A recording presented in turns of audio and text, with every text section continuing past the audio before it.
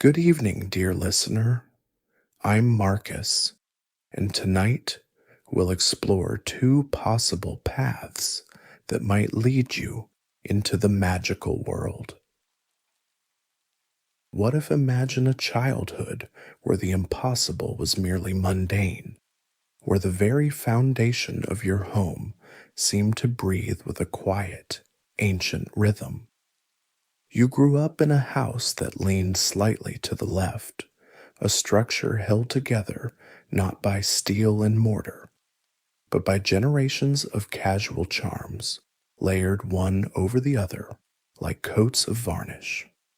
The floorboards beneath your bare feet did not simply creak, they murmured, carrying the residual energy of centuries of spell work. Your earliest memories are steeped in the comforting, chaotic symphony of a magical household. There was the grandfather clock in the hallway, a towering edifice of polished mahogany that possessed no numbers, but rather 9 golden hands that pointed stubbornly to phrases like time to feed the chickens, traveling, or mortal peril. You remember the kitchen, a sanctuary of perpetual warmth, where the heavy iron kettle didn't whistle but hummed a low, soothing lullaby when the water boiled. The smell of the house was entirely distinct, a rich, comforting blend of beeswax, dried lavender, roasted chestnuts, and the faint, sulphurous tang of flue powder lingering near the hearth. In this world, magic was the background noise of your existence. You knew the specific, hollow clatter of knitting needles working tirelessly in midair, weaving thick maroon jumpers without a pair of hands to guide them. You were intimately familiar with the scuffling sounds of the ghoul in the attic, who would drop heavy, unidentifiable objects whenever the house grew too quiet. Your childhood chores didn't involve lawn mowers or vacuum cleaners. Instead, you spent long, golden summer afternoons in the overgrown garden, expertly dodging the snapping jaws of the garden gnomes as you tossed them over the hedgerow, the air thick with the scent of wild dittany and blooming flutterby bushes. You learned to read not from flat, static pages, but from heavy, leather-bound tomes where the illustrations prowled across the parchment, occasionally wandering into the margins to sleep. Yet, despite this total immersion in the extraordinary, there remained one event that held a profound, untouchable reverence: the 11th birthday. In a wizarding family, the arrival of the Hogwarts letter is not a shock that shatters reality, but a quiet, deeply felt validation of your bloodline. It is the moment the ambient magic of your childhood begins to crystallize into your own personal power. The morning of your 11th birthday dawned with a soft, steady rain tapping rhythmically against the uneven glass of your bedroom window. The house was already awake. You could hear the faint, comforting sounds of breakfast preparing itself, the scrape of a pan, the rhythmic slicing of bread by an invisible knife. You didn't rush downstairs. Instead, you lay beneath the heavy patchwork quilt, listening to the wind, waiting for the specific, familiar sound that would mark the transition of your life. It came just past 7 o'clock, the heavy, distinctive thud of the family owl landing on the kitchen windowsill, followed by the soft rustle of wet feathers. By the time you descended the creaking staircase, the letter was already waiting for you on the worn oak dining table, resting beside a steaming mug of tea and a plate of toast hovering gently above a ceramic plate. The envelope was heavy, the thick parchment slightly cool to the touch. You traced the emerald green ink of your name, feeling the slight indentation of the quill strokes. Turning it over, your thumb brushed against the purple wax seal, the majestic crest of Hogwarts rising under your touch. Breaking the seal was a deliberate ceremonial act. The parchment yielded with a crisp, satisfying snap, releasing a faint scent of old dust and library shelves.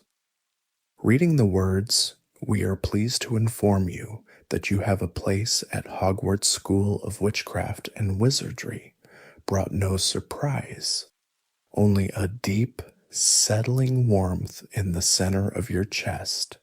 The legacy was yours. The journey to Diagon Alley was not an overwhelming shock to the senses, but a master class in reading the fine details of a world you already knew. Standing before the massive fireplace, you grabbed a pinch of glittering emerald flue powder. It felt like coarse sand, cool and slightly vibrating against your palm. Stepping into the flames, there was no heat, only the rushing, dizzying sensation of being pulled through a vortex of roaring wind and spinning grates, until you stumbled out, brushing soot from your knees, into the crowded, smoky atmosphere of the leaky cauldron. Stepping through the brick archway in the courtyard, the alley unfurled before you, bathed in the soft, diffused light of a cloudy London afternoon. Because you were not distracted by the sheer impossibility of the floating brooms or the hooting owls, your attention was free to latch onto the exquisite, intricate details of the craftsmanship around you. Your first stop was the apothecary, a place that assaulted the senses with a heavy, pungent atmosphere. The air here was a thick, textured blanket of smells, the sharp, metallic sting of powdered dragonhorn, the deep, earthy musk of dried boomslang skin, and the sickly sweet aroma of pickled boobatuber pus. You didn't just marvel at the jars, you critically examined them. You knew to look for the clearest lacewing flies and the most perfectly spherical shrivel figs. You ran your fingers over a set of solid brass scales, feeling the perfect, frictionless balance of the weights, a testament to the artisan's skill. In flourish and blots, the air was still and quiet, smelling intoxicatingly of aged paper, binding glue, and the faint electric crackle of dormant spells. You moved past the towering stacks of standard textbooks, pulling the Standard Book of Spells, Grade 1, from the shelf. The leather binding was supple, the pages thick and slightly rough under your fingertips. You knew, from watching your older siblings, to carefully stroke the spine of the monster book of monsters caged in the corner, listening to its low, rumbling purr as it settled down. The fitting for your school robes at Madame Malkin's was a ritual of quiet precision. The shop smelled of warm wool, magical starch, and cedarwood.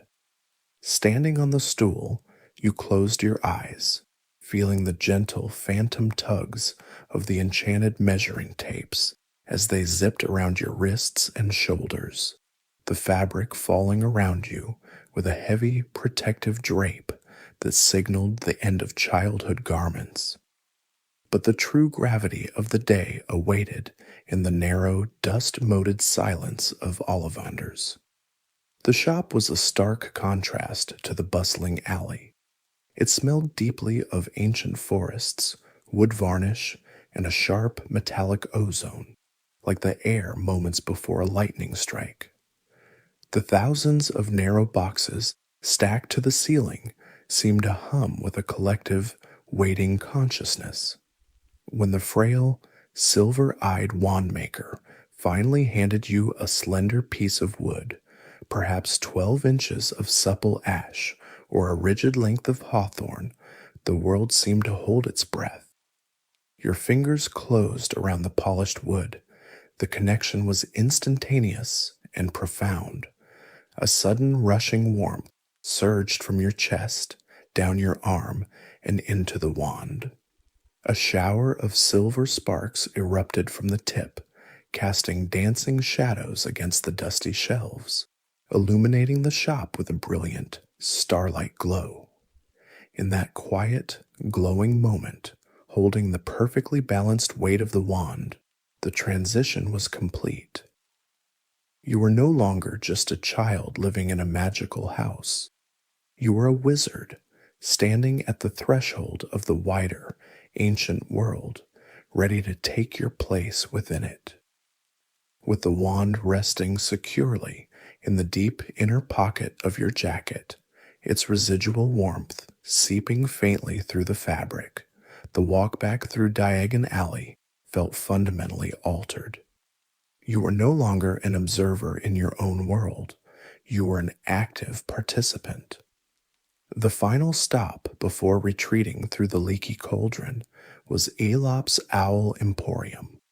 The shop was perpetually dim, filled with the rustling of 1,000 feathers and the low, throaty hoots that vibrated in the damp air.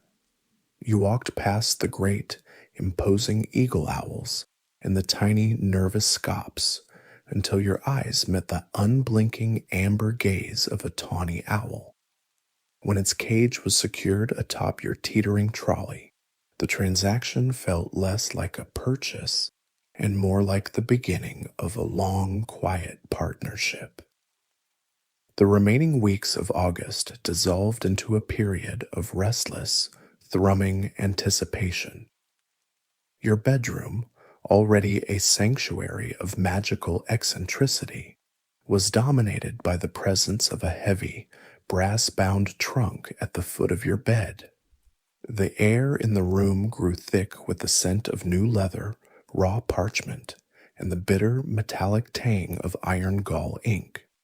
Packing was not a chore, but a slow, deliberate ritual. You spent hours carefully folding the heavy black wool of your uniform, making sure the silver clasps didn't scratch the delicate brass of your new scales. You wrapped your crystal files in thick, knitted socks, burying them deep beneath your winter cloak to protect them from the inevitable jostling of the Hogwarts Express. Evenings were spent sitting cross-legged on the rug, the house settling into its nightly routine around you. You would run your fingers over the smooth, varnished grain of your wand, feeling the faint, dormant pulse of the dragon heartstring or unicorn hair within. By the glow of a floating, luminous orb, you traced the complex wand movements diagrammed in the standard book of spells, memorizing the subtle difference between a jab and a flick. The Latin incantations rolling silently over your tongue. The house itself seemed to sense your impending departure. The ghoul in the attic was unusually quiet, and the enchanted grandfather clock downstairs seemed to tick with a heavier, more solemn rhythm. When the morning of September the 1st finally broke, it was accompanied by the crisp, cool edge of approaching autumn.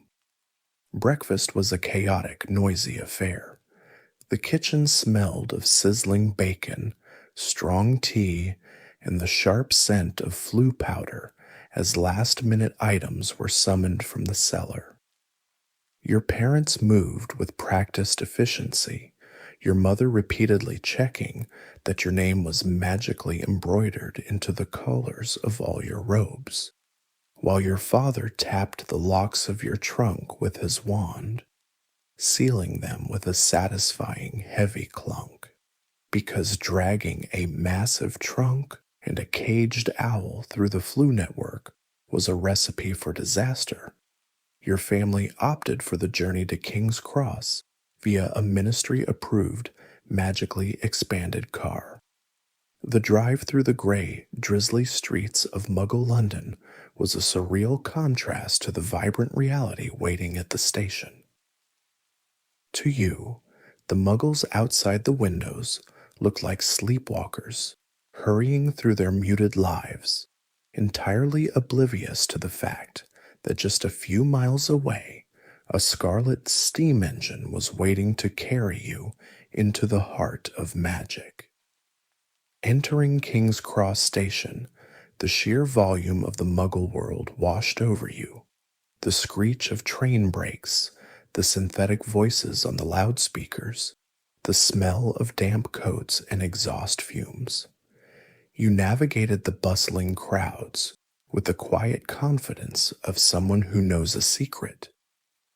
You kept a firm grip on the handle of your trolley, the wheels rattling over the smooth stone floor, until you reached the imposing arched barrier between platforms 9 and 10. There was no hesitation, no bracing for impact. You had seen your older siblings do this, had heard the stories since you were old enough to understand them. You simply aligned your trolley, took a deep breath of the soot-heavy air, and walked purposefully toward the solid brickwork. The transition was a sensory shift so sudden it felt like plunging into warm water. The barrier offered no resistance. It felt like a cool shower of mist passing over your skin.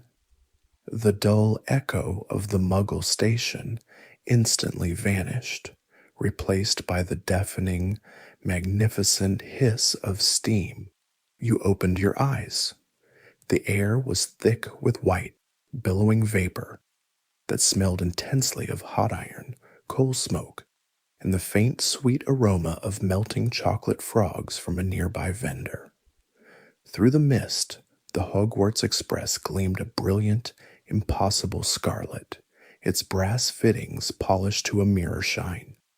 The platform was a sea of pointed hats, heavy trunks, and the chaotic symphony of 100 hooting owls, hissing cats, and the loud, echoing farewells of magical families.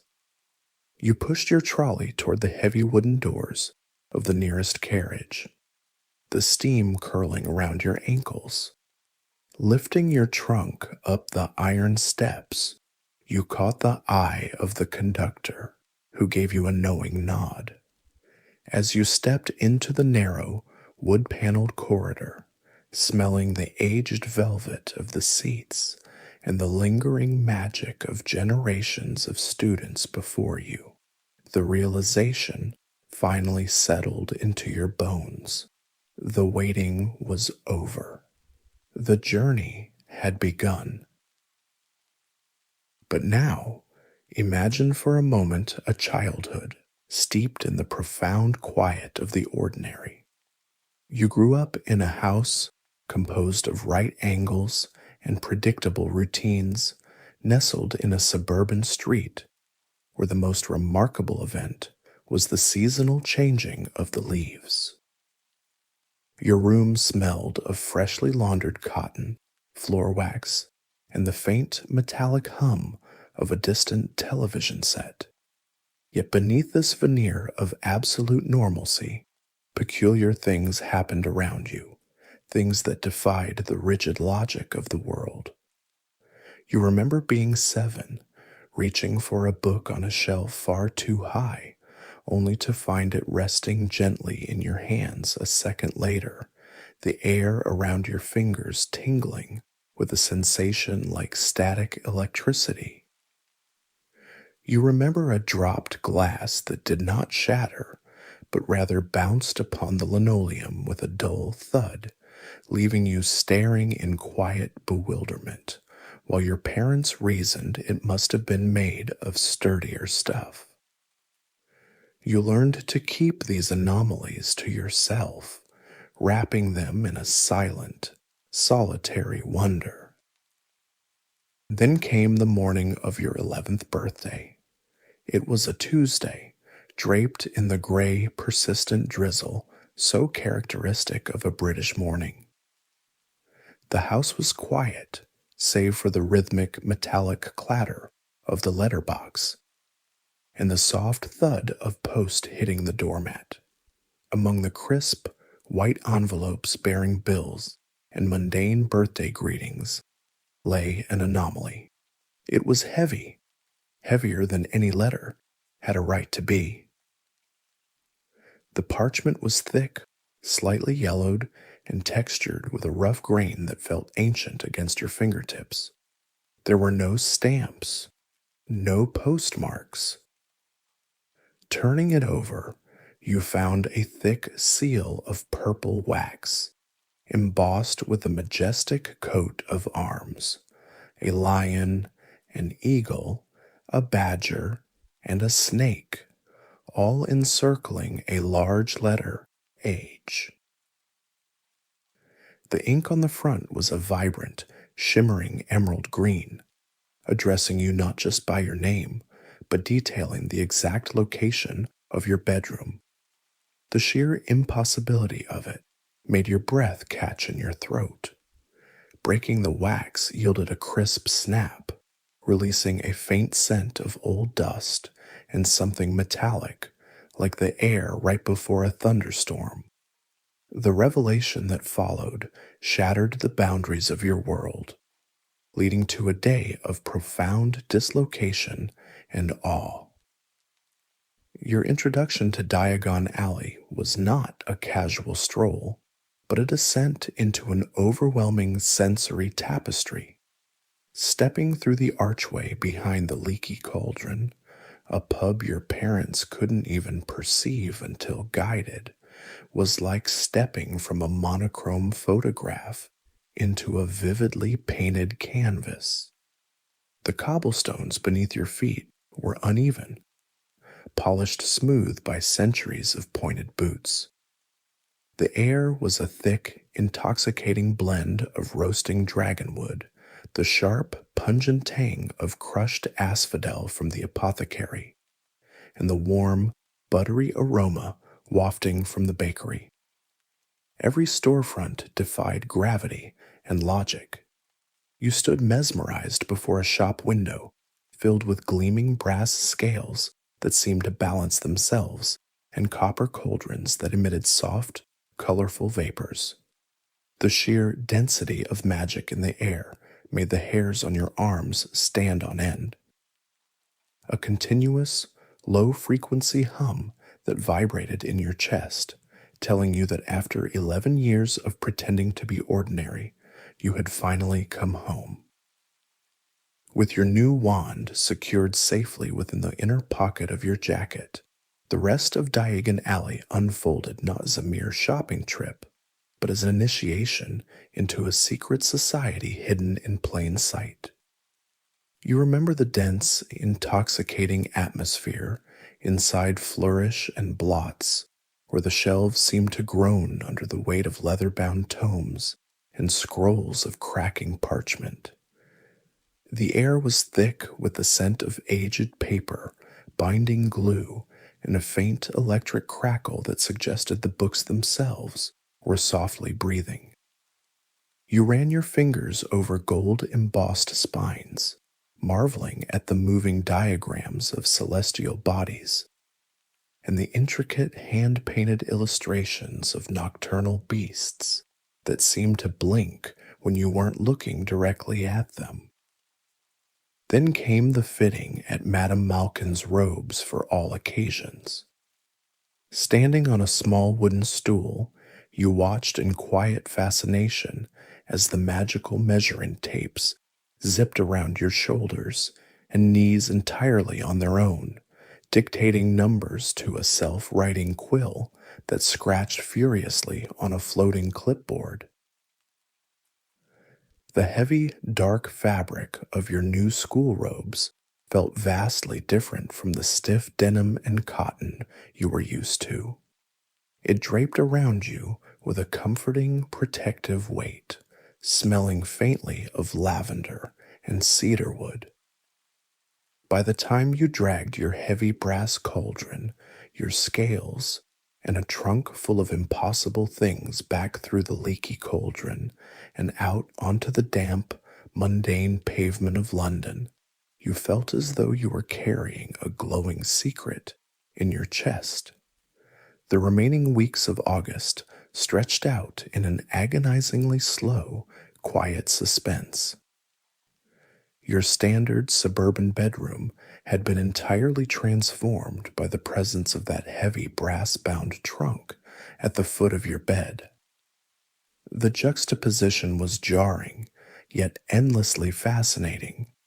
You would spend the long, warm evenings sitting on your carpet, ignoring your old toys and television, choosing instead to meticulously polish the brass rim of your cauldron until it gleamed, or to run your hands over the smooth, flawless grain of your wand. You read through the standard book of spells, grade 1 by the beam of a regular Muggle flashlight under your duvet, silently mouthing the incantations, feeling the shape of the strange, Latin-sounding words on your tongue, terrified and thrilled by the dormant power resting on your nightstand. Your parents tried their best to be supportive, though you caught them casting wary, bewildered glances at the strange, beautiful owl dozing in its cage on your desk. When the morning of September the 1st finally broke, the house was a flurry of anxious, nervous energy. The drive to King's Cross Station was a blur of gray roads and morning traffic, a stark contrast to the vivid, colorful world you were about to enter. The sheer noise of the Muggle station, the screeching trains, the automated announcements, the rushing crowds, felt incredibly overwhelming as you pushed your heavy trolley toward the platforms. You remember the exact moment of terrifying certainty as you stood between platforms 9 and 10, clutching your golden ticket. The barrier looked like solid, unforgiving brick. Your parents stood behind you, offering brave but confused smiles. The instructions were clear. Walk straight at it. Gripping the handle of your trolley until your knuckles turned white, you took a deep breath of the soot-filled station air, closed your eyes, and broke into a fast walk. Instead of the crushing impact of masonry, there was a sudden, rushing sensation of cool wind, the sound of 1,000 conversations blooming at once, and the heavy metallic hiss of steam. The air here smells entirely different. It is a rich, comforting blend of coal smoke, old leather, and a faint, sweet hint of peppermint. Before you stands a magnificent scarlet steam engine, puffing thick, white clouds into the vaulted glass ceiling of the station. The train hums with a deep, vibrating energy, waiting patiently. You walk along the platform, your footsteps muffled by the thick, swirling steam. The voices around you are soft, joyful murmurs of anticipation. You find an empty compartment, the heavy sliding door clicking softly into place behind you, sealing you into your own private haven. The compartment is beautifully crafted. The seats are upholstered in a thick, plush velvet that feels incredibly soft to the touch. You settle in by the window, sinking slightly into the cushions. The polished mahogany panels catch the warm light from the brass lamp overhead. Outside, the whistle blows, a deep, resonant sound that echoes through the station. Slowly, with a gentle jolt, the train begins to move. The rhythmic clacking of the wheels over the tracks starts as a slow, deliberate heartbeat. Click, clack, click, clack. It is a hypnotic, steady rhythm that instantly begins to untangle the tension in your shoulders. As the train glides out of the city, the urban landscape melts away, replaced by rolling green hills and dense, ancient forests. The afternoon sun casts long, golden shadows across the countryside. The compartment door slides open with a quiet rumble, and a kindly witch pushes a wooden trolley filled with brightly wrapped sweets. You choose a pumpkin pasty and a chocolate frog. The pasty is perfectly warm, smelling of cinnamon, nutmeg, and buttery pastry. You take a bite, and the rich, spiced flavor fills you with a deep, comforting warmth. The hours pass in a peaceful blur. You watch the sky shift from pale blue to a deep, bruised purple, and finally to a velvety indigo. A soft rain begins to fall, tapping gently against the glass of your window. The water droplets trace slow, winding paths down the pane, blurring the dark landscape outside. The rhythmic sound of the rain mixes seamlessly with the steady hum and clack of the train. You lean your head against the cool glass, feeling completely safe, completely sheltered from the world, simply moving forward through the night. Eventually, the train begins to slow, the brakes sighing softly as you arrive at a small, dimly lit station in the middle of the mountains. The air outside is crisp and cool, carrying the scent of pine needles and fresh rain. A towering figure holding a massive, flickering lantern calls out, his voice a deep, reassuring rumble in the darkness, guiding you toward a narrow, rocky path. You follow the soft glow of the lantern down to the edge of a vast, ink-black lake. A fleet of small, wooden boats waits at the water's edge. You step into one, the wood creaking gently beneath your weight. Without a sound, the boats begin to glide across the glassy surface of the water. The only sound is the soft lapping of the ripples against the bow. As you round a bend, a collective, breathless sigh ripples through the boats. There, perched atop a high mountain, is the castle. It is breathtaking. Hundreds of windows glow with a warm, welcoming amber light against the night sky, its magnificent towers and turrets reaching up toward the stars. The boat bumps softly against the underground harbor, and you disembark, making your way up a flight of smooth, stone steps to the massive oak front doors. As the doors swing open, a wave of glorious, enveloping warmth washes over you. This entrance hall is cavernous, lit by flaming torches that cast dancing shadows across the ancient stone walls.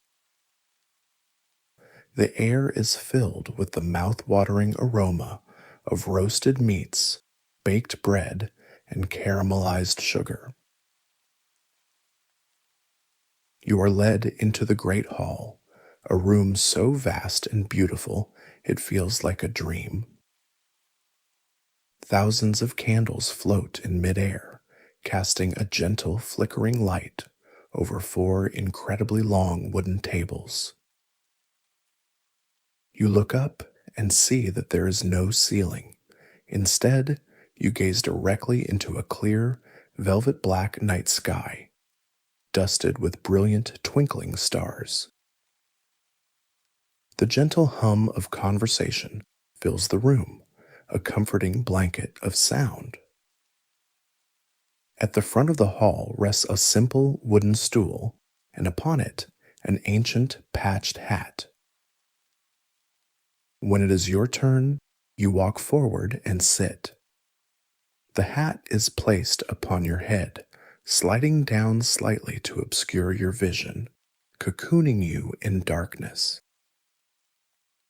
A soft, ancient voice speaks directly into your mind. It does not judge, it simply understands you. It sees your quiet strength, your gentle heart, your desire for a place to belong. With a resounding cry, it announces your house, and a table erupts into joyful, welcoming cheers. You have found your people. You have found your home. After a magnificent feast that leaves you feeling incredibly full and deeply content, you follow your house prefect through the winding, magical corridors of the castle. You pass moving staircases that shift with a slow, grinding rumble, and walls covered in heavy, woven tapestries that keep the drafts at bay. The portraits on the walls smile down at you, some already dozing in their painted armchairs. You reach the entrance to your common room, hidden behind a portrait of a sleeping lady. With a whispered password, the portrait swings open, revealing a circular room bathed in the warm, golden light of a roaring fire. The room is filled with squashy, overstuffed armchairs, heavy rugs, and the faint, comforting scent of old parchment and burning cedar wood. You make your way to your dormitory, a cozy, circular room at the top of a high tower. Your trunk is already waiting at the foot of a massive four-poster bed. The bed is draped in thick, heavy velvet hangings that perfectly match your house colors. You change into your softest clothes and pull back the covers. As you climb into bed, you realize someone has placed a copper hot water bottle beneath the sheets. The warmth seeps instantly into your tired muscles. You pull the thick, downy duvet up to your chin. The pillows are impossibly soft, cradling your head perfectly. Outside your window, the wind howls softly around the tower, and the rain continues its steady, rhythmic drumming against the thick glass. But inside, you are completely warm, completely safe. The embers in the fireplace cast a faint, rhythmic glow on the stone ceiling, mimicking the steady beat of your own heart. Your breathing slows. The sounds of the storm outside become a distant, soothing lullaby. You let go of the day, letting yourself sink deeper and deeper into the mattress, wrapped in the magic and the quiet, drifting effortlessly toward a deep, unbroken sleep.